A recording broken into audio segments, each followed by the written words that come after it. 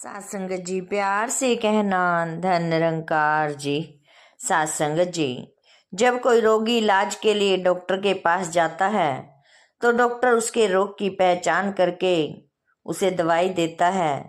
साथ में ही प्यारे सात संगत जी वह रोगी को दो बातें ध्यान में रखने की हिदायत देता है। एक तो यह है कि दवाई समय पर ली जाए और दूसरी यह बताए गए परहेज की पालना जरूर की जाए। सात संगत जी, कहने का भाव यही है कि हमें भी प्यारी सात संगत जी सतगुरु माता जी ने हमें यही डॉक्टर की तरह समझाया है कि हमें डॉक्टर या वैद्य बनकर आते हैं और वो प्यारी सात संगत जी हमें नाम की दवाई, ज्ञान की दवाई देते हैं और नियम पूर्वक प्यारी सात संगत जी इसको सेवा सिमरन सत्संग करने के लिए टाइम देते हैं और साथ में ही कुछ जरूरी परहेज भी बताते हैं सात संगत जी, जिसमें से यह है कि वह पराया हक छीनने व छल कपट से धन कमाने से बचें और हक हलाल की कमाई पर गुजारा करें, यानी कि सात संगत जी नेक तरीके से कमाए हुए धन पर गुजारा करें। तो सात संगत जी यही हमें सतगुरु माता जी समझा रही हैं। सात संगत जी इसी पर दासी आज एक विचार रखेगी कि हम एक बहुत बड़ी प्यारी सात संगत जी सीख देने वाली विचार है। तो प्यारी सात संगत जी इसको कृपा करके ध्यान से सुने और प्यारी सात संगत जी विश्वास करें। सात संगत जी, कर्म पर विश्वास करने वाले एक महात्मा हुआ करते थे। वह महात्मा किसी भी से भीख नहीं मांगते थे, बल्कि टोपी सिलकर अपना जीवन गुजारा किया करते थे। एक टोपी सिलने के बाद उसे 2 पैसे में बेचा करते थे और उन 2 पैसों में से 1 पैसा दान कर दिया करते थे। जो भी प्यारी सात संगत जी उन्हें पहले मिलता उसी को ही प्यारे सात संगत जी 1 पैसा दे देते थे और बाकी बचा हुआ 1 पैसा अपने पास रख लेते थे। इस पैसे से वह अपना गुजारा करते थे। उनका एक नियम था कि जब तक उनके दोनों पैसे खर्च ना हो जाते तब तक वह प्रभु का भजन ही करते रहते, सेवा सिमरन सत्संग करते रहते, अपने मालिक का भजन करते में समय बिता देते। तब प्यारी सात संगत जी एक नई टोपी नहीं सिलते थे। उनका एक शिष्य था जो कि बहुत अमीर था। उनके शिष्य ने दान करने के लिए अपनी कमाई में से कुछ धन निकाला और कहने लगे। एक दिन जब वह शिष्य महात्मा जी के पास आया तो महात्मा जी से बोला, पूछने लगा कि गुरुदेव, मैंने अपनी कमाई में से कुछ पैसा दान के लिए निकाला है, अब मुझे इस राशि को दान पर के लिए देना है। आप ही बताएं मैं ये धन राशि किसको दान करूं।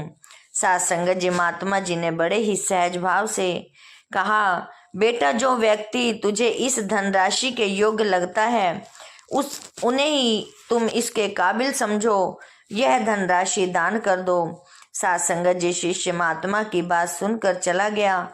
जाते समय रास्ते में उसे एक भिखारी दिखा जो दोनों आंखों से अंधा था।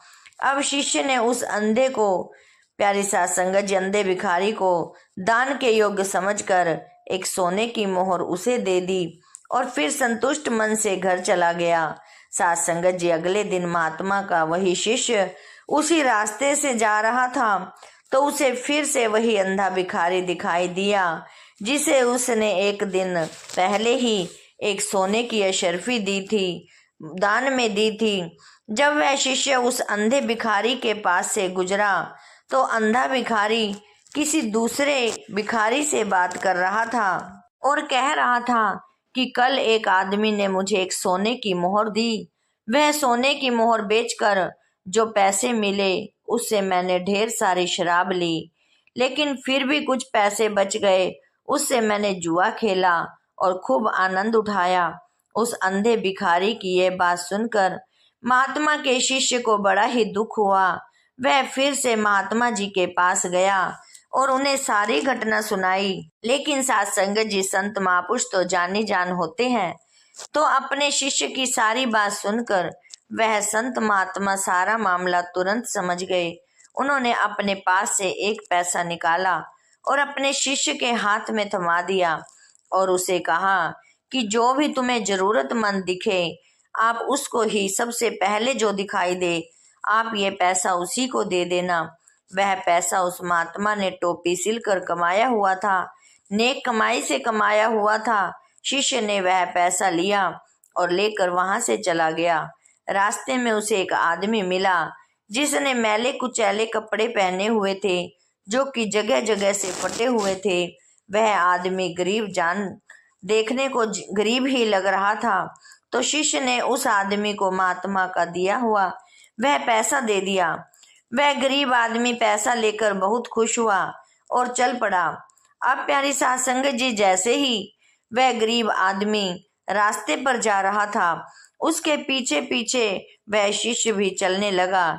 शिष्य ने देखा कि वह गरीब व्यक्ति एक खाली जगह में गया और उसने अपने कपड़ों में से एक मरा हुआ पक्षी निकाला, जो कि उसने अपने कपड़ों में लपेट कर छुपाए हुआ था। वह निकाल कर वहां पर फेंक दिया। उस गरीब व्यक्ति की इस हरकत को देखकर शिष्य बहुत ही हैरान हुआ कि आखिर उस गरीब व्यक्ति ने मरे हुए पक्षी को अपने कपड़ों में क्यों लपेटा हुआ था, इसमें क्यों छुपाया हुआ था, और यदि छुपाया भी था तो फिर अब निकाल कर फेंक क्यों दिया। शिष्य के मन में बार बार यह प्रश्न उठ रहे थे। अब जैसे ही वह गरीब व्यक्ति उस मरे हुए पक्षी को फेंककर अपने घर की ओर जाने लगा, तभी पीछे से महात्मा के शिष्य ने आवाज देकर रुका और उससे सवाल किया कि तुमने उस मरे हुए पक्षी को अपने कपड़ों में क्यों छुपाया था, और छुपाया था तो वह फिर यहाँ लाकर क्यों फेंक दिया।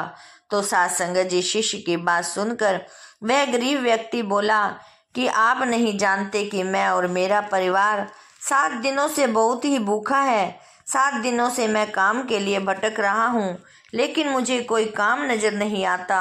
मुझे किसी ने काम नहीं दिया, इसीलिए मैं 7 दिनों से हम लोगों ने अन्न का एक भी दाना नहीं खाया। भीख मांगना मुझे अच्छा नहीं लगता, इसलिए आज जब इसी जगह मैंने इस मरे हुए पक्षी को देखा तो प्यारी साध संगत जी, लाचार होकर अपने और अपने परिवार की भूख मिटाने के लिए इस पक्षी को उठा लिया था और अपने इस कपड़ों में छुपा लिया, और मैं इसे लेकर मैं अपने घर जा रहा था। लेकिन तभी उस परमात्मा ने आपको मेरी मदद के लिए भेज दिया और आपने बिना मांगे ही मुझे पैसा दे दिया। इसीलिए अब मुझे इस मरे हुए पक्षी की कोई ज़रूरत नहीं रही, और जो आपने पैसे दिए मैं इससे कुछ खाना ले सकता हूँ। इसीलिए मैंने इसे जहाँ से उठाया था वहीं लाकर वापस डाल दिया। उस शिष्य की गरीब व्यक्ति की बात सुनकर बड़ा आश्चर्य हुआ। उसने महात्मा के पास जाकर आज की भी सारी घटनाएं दोबारा बताई। फिर प्यारी साध संगत जी, महात्मा जी बोले, यह इस बात की घटना से बिल्कुल स्पष्ट हो गई कि तुमने दुराचारियों के साथ मिलकर अन्यायपूर्वक धन कमाया था। तुम्हारी कमाई नेक नहीं थी, इसीलिए उस धन का उपयोग एक का दान जो भी तुमने किया उस अंधे दुराचारी को दे दिया गया, जिससे प्रयोग उसने बुरे कार्यों में लगाया, शराब पीने में लगाया, जुआ खेलने में लगाया। साध संगत जी, जबकि मेरे न्यायपूर्वक कमाए हुए एक पैसे ने ही एक गरीब व्यक्ति के परिवार को गलत आहार से बचा लिया। ऐसा होना ही स्वाभाविक है प्यारी साध संगत जी, क्योंकि केवल अच्छा पैसा ही अच्छे कार्य में लग सकता है।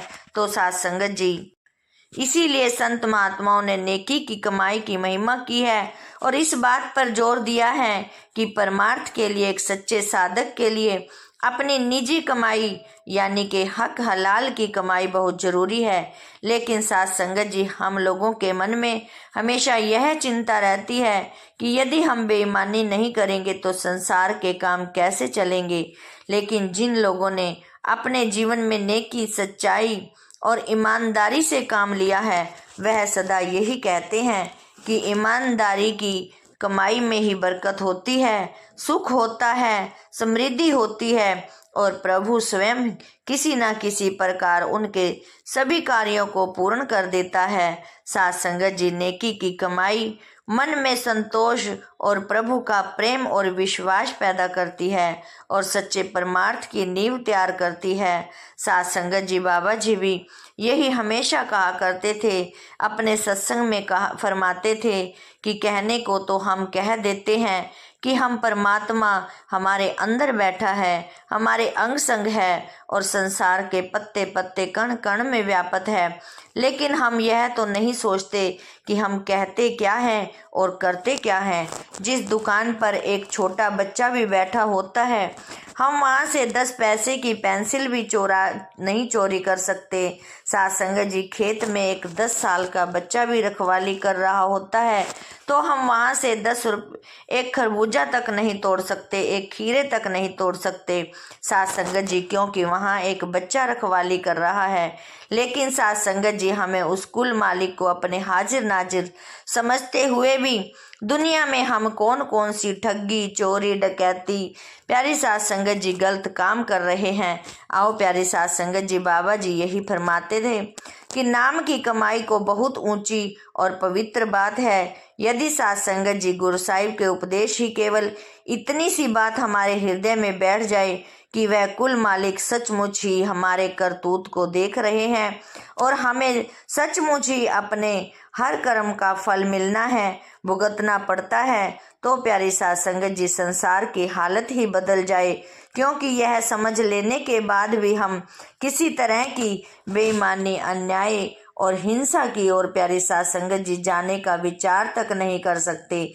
आओ प्यारी साथ संगत जी, हमें इसीलिए प्यारे साथ संगत जी नाम की कमाई के द्वारा, अपने ज्ञान की कमाई के द्वारा अपने पिछले कर्मों का हिसाब चुकता करने का प्रयत्न करें और आगे के लिए हक हलाल की नेक कमाई करें और ईमानदारी से गुजर करें साथ संगत जी, ताकि हमें कर्मों का बोझ अधिक ना झेलना पड़े। साथ संगत जी, दासी इन्हीं वचनों के साथ आपसे इजाजत चाहेगी और प्यारे साथ संगत जी, दासी के इस चैनल को भी सब्सक्राइब कर देना ताकि साथ संगत जी, दासी आप जी के साथ जुड़ी रहे और आप जी का आशीर्वाद लेती रहे। साथ संगत जी, प्यार से कहना, धन निरंकार जी।